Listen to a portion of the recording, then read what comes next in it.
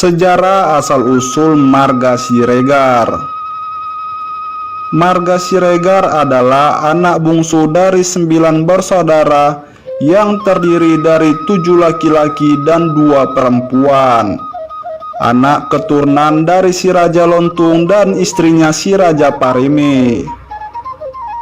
Pada awalnya si Raja Lontung bermukim di desa Banuaraja yang terletak di perbukitan di atas desa Sabulan, persis di pinggiran Danau Toba, berseberangan dengan Panguruan di Pulau Samosir.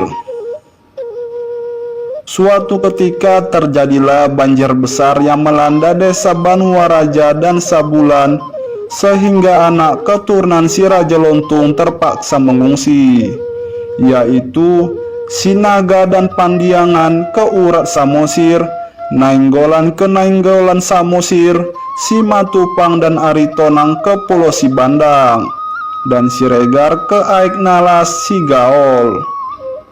Namun si Tumorang hanya sampai di Sabulan. Suatu saat Aritonang memanggil adiknya Siregar dari Aiknalas Sigaol ke desa Aritonang di Muara, yang kemudian menetap dan beranak pinak di situ. Selanjutnya dari desa Aritonang lah marga Siregar menyebar ke sekitar Muara.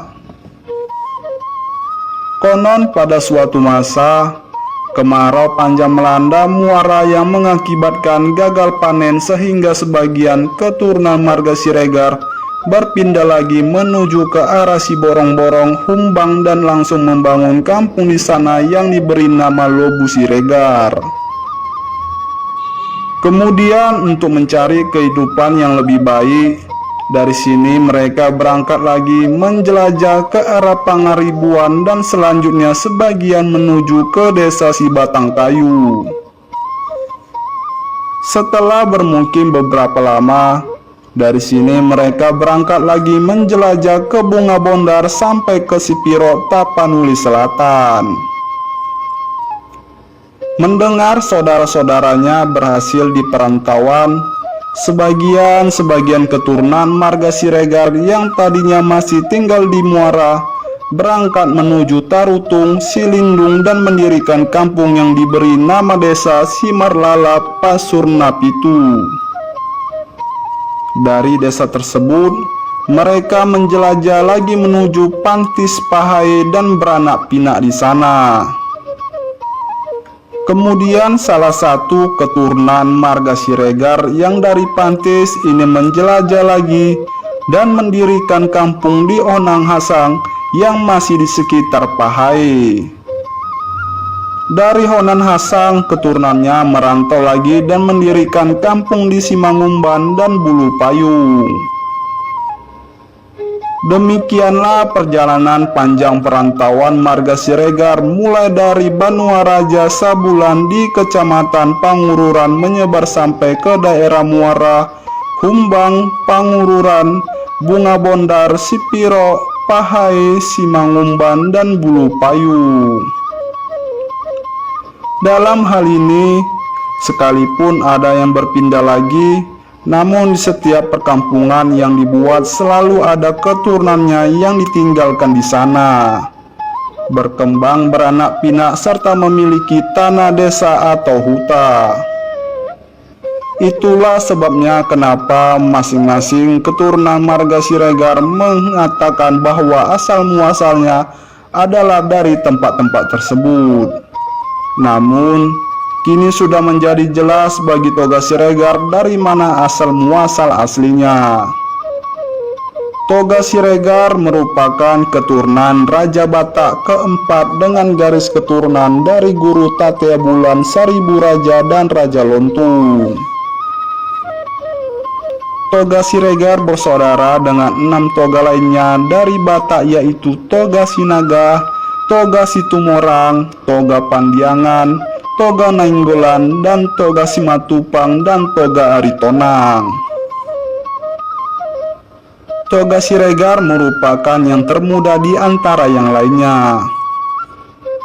Toga Siregar memiliki 4 keturunan laki-laki, yaitu Silo, Dongoran, Silali, dan Siagian. Sedangkan marga Sormin dan Ritonga adalah marga yang berasal dari keturunan Toga Siregar, di mana Sormin dan Baumi dari anak turunan Siregar Silo dan Ritonga dari anak turunan Siregar Silali. Kampung asli atau huta berada di pinggiran Danau Toba, tepatnya di Kecamatan Muara, Kabupaten Tapanuli Utara, di mana berdiri Tugu Siregar tersebut, yang dibangun oleh keturunan marga Siregar. Tetapi karena kondisi alam yang kurang subur, banyak anak-anak keturunan marga Siregar yang merantau ke daerah lain seperti Sipiro, Sidimpuan, Bahal Batu, Kota Cane, dan selanjutnya keturunan Toga Siregar tersebar ke seluruh tanah Batak. Sebagian catatan ada juga marga Babiat yang tinggal di Angkola. Konon ceritanya mereka ini juga masuk horong Siregar. Sekilas tentang Tarombo marga Siregar. Marga Siregar merupakan generasi keempat setelah si Raja Batak. Diceritakan dalam buku Pustaha Batak Tarombo Doho Turi-Turian Ni Bangso Batak karya W.M. Hutagalung bahwa si Raja Batak memiliki dua orang anak, yaitu Guru Tatea Bulan dan Raja Isumbaon. Guru Tatea Bulan memiliki 5 orang anak laki-laki dan 4 orang anak perempuan, yaitu sebagai berikut.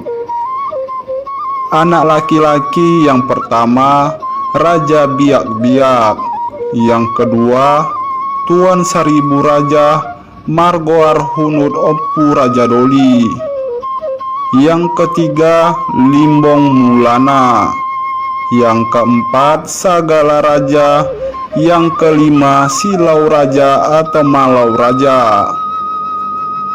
Yang anak perempuan yang pertama Siboru Paromas atau Siboru Anting-Anting Sabungan, yang kedua Siboru Pareme, yang ketiga Siboru Biding Laut, yang keempat Nantinju.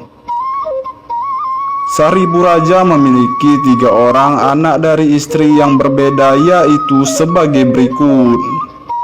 Ina 1 lahir Raja Lontung, Ina 2 lahir Raja Borbor, Ina 3 Naginoaran Nihalak Tubuh Ni Babiat. Si Raja Lontung kemudian menikah dengan si Boru Pareme dan dikaruniai 7 orang anak laki-laki dan 2 orang anak perempuan, yaitu sebagai berikut. Anak laki-laki yang pertama Situmorang, kedua Toga Sinaga, ketiga Toga Pandiangan, keempat Toga Nainggolan, kelima Simatupang, keenam Siregar, dan ketujuh Aritonang.